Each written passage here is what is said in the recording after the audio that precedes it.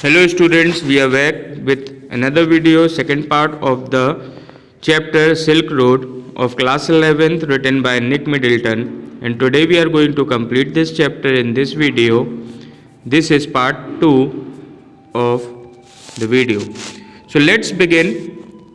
First we will have the little revision that which we completed in the first part of the video, where we just saw that the author of the story, he started his journey from Rabu towards Darchen, where they stopped at Hor, till where we have completed our story in the first part. There we have seen that one of his friend, he just moved ahead, whose name was Daniel. Now he have gone to Lhasa by truck, and now the author of the story is going to start his journey once again from Hor to Darchen now. So let's begin with the second part of the story. Now here again we will see the experience of Nick Middleton throughout his journey to Mount Kailash. So let's begin. The good view of the lake through one of them helped to compensate for the drought. I was served. Here students, I refer to the author. So here the author was served by a Chinese youth in military uniform who spread the grease around on his table with a filthy rag before bringing him a glass and a thermos of tea. Half an hour later, Satan relieved him from his solitary confinement, and they then drove past a lot more rocks and rubbish westwards out of town towards Mount Kailash. So here, his experience in Hor came as a stark contrast to accounts he'd read of earlier travelers' first encounters with Lake Mansarovar. Ikai Kawaguchi, a Japanese monk who had arrived there in 1900, was so moved by the sanctity of the lake that he burst into tears. A couple of years later, the hallowed waters had a similar effect on Sven Hedden, a Swede who wasn't prone to sentimental outbursts. It was dark by the time they finally left again, and after 10:30 p.m. they drew up outside a guest house in Darchen for what turned out to be another troubled night again. So here, the author wants to say that kicking around in the open-air rubbish dumps that passed for the town of Hor had set off in his cold once more. Though it truth be told, it had never quite disappeared with his herbal tea. One of his nostrils was blocked again, and as he lay down to sleep, he wasn't convinced that the other would provide him with sufficient oxygen. His watch told him that he was at 4,760 meters. It wasn't much higher than Rabu, and there he'd been gasping for oxygen several times every night. So here you can see that what was the feelings of the author and how he was experiencing that time. So here now, he'd grown accustomed to these nostril disturbances by now. What they still scared him. Tired and hungry, he started breathing through his mouth. After a while, the author switched to single nostril power, which seemed to be admitting enough oxygen. But just as the author was drifting off, he woke up abruptly. Something was wrong. His chest felt strangely heavy, and he set up a movement that cleared his nasal passages almost instantly and relieved the feeling in his chest. He was very curious at that time because he was afraid that now what is going to happen at that time. So the author was on the point of disappearing into the land of Nod when something told him not to. It must have been those emergency electrical impulses again, but this was not the same as in previous occasions. This time, the author wasn't gasping for breath. He was simply not allowed to go to sleep. Sitting up once more immediately made him feel better. He could breathe freely and his chest felt fine, but as soon as he lay down, his sinuses filled and his chest was odd. He tried propping himself upright against the wall, but now he couldn't manage to relax himself. He couldn't put his finger on the reason, but he was afraid to go to sleep. A little voice inside him was saying that if he did, he might never wake up again. So he stayed awake all night. Satan took him to the Darchin Medical College the following morning. The medical college at Darchin was new and looked like a monastery from the outside, with a very solid door that led into a large courtyard. They found the consulting room, which was dark and cold and occupied by a Tibetan doctor who wore none of the paraphernalia that he had been expecting. So here they are now in the hospital, and then no white coat. He looked like another Tibetan with a thick pullover and a woolly hat. When he explained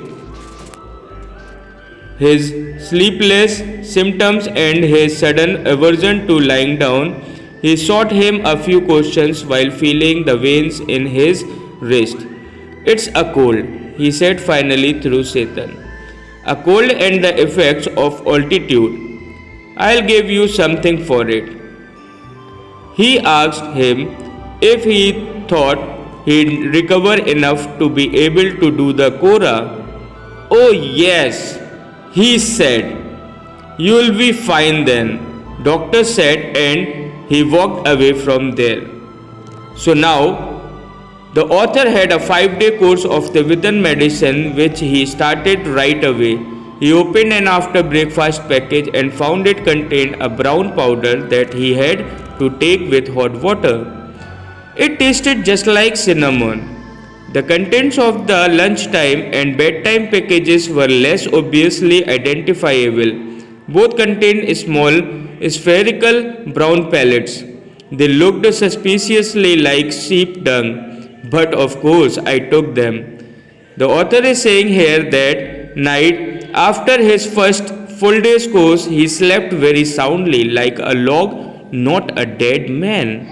So here, this shows that author was comfortable at that time after taking in medicine. Once he saw that he was going to live, Satan left him to return to Lhasa. As a Buddhist, he told him he knew that it didn't really matter if he passed away, but he thought it would be bad for business. Darchin didn't look so horrible after a good night's sleep. It was still dusty, partially derelict, and punctuated by heaps of rubble and refuse, but the sun shone brilliantly in a clear blue sky, and the outlook across the plain to the south gave him a vision of the Himalayas, commanded by a huge snow-capped mountain, Gurla Mandata, with just a wisp of cloud suspended over its summit. The town had a couple of rudimentary general stores selling Chinese cigarettes, soaps, and other basic provisions, as well as the usual strings of prayer flags. In front of one man gathered in the afternoon for a game of pool, the battered table looking supremely incongruous in the open air, while nearby women washed their long hair in the icy water of a narrow brook that babbled down past his guest house. Darchin felt relaxed and unhurried, but for him it can be a significant drawback. There were no pilgrims. Here the author was right now worried that now what is going to happen for his Kora, for which he has arrived to Darchin right now. But he was in belief, and he was having a faith that he had been told that at the height of the pilgrimage season, the town was bustling with visitors. Many brought their own accommodation, enlarging the settlement around its edges as they set up their tents, which spilled down onto the plain.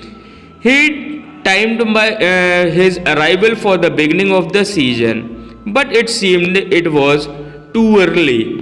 One afternoon, when the author was sitting and pondering his options over a glass of tea in Darchin's only cafe, after a little consideration, he concluded they were severely limited.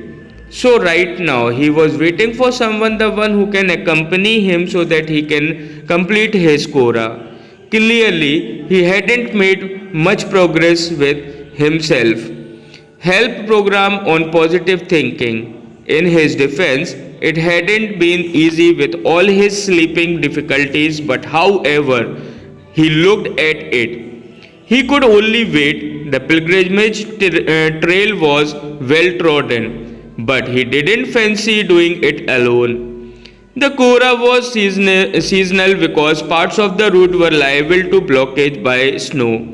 He had no idea whether or not the snow had cleared. But he wasn't encouraged by the chunks of dirty ice that still clung to the banks of Darchin's brook.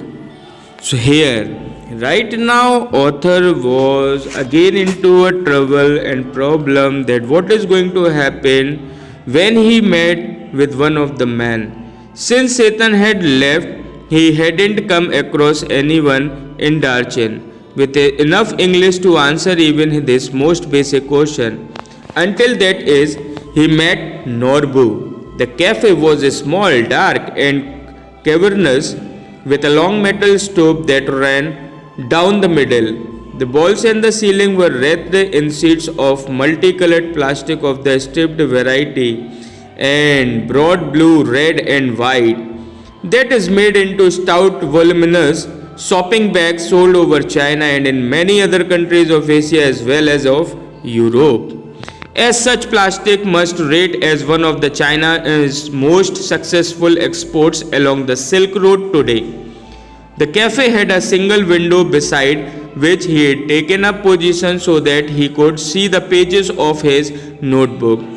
He had also brought a noble with him to help pass the time. Norbu saw his book when he came in and asked with a gesture if he could sit opposite to him at his Rickley table. You English? He inquired after he'd ordered a tea. So that means now they both knows English. He told him he was and they struck up a conversation. He didn't think he was from those parts because he was wearing a wind cheater and metal rimmed spectacles of a western style. He was Tibetan, he told him, but worked in Beijing at the Chinese Academy of Social Sciences in the Institute of Ethnic Literature. He assumed he was on some sort of field work. Yes and no, he said. He have come to do the Quora. His heart jumped. Now because author was happy to hear that Norbu has also arrived to do the Quora over there. Where Norbu had been writing academic papers about the Kailash Quora and its importance in various works of Buddhist literature for many years. He told him, but he had never actually done it himself. When the time came for him to tell him what brought him to Darchin, his eyes lit up. So he said that we could be a team, he said excitedly.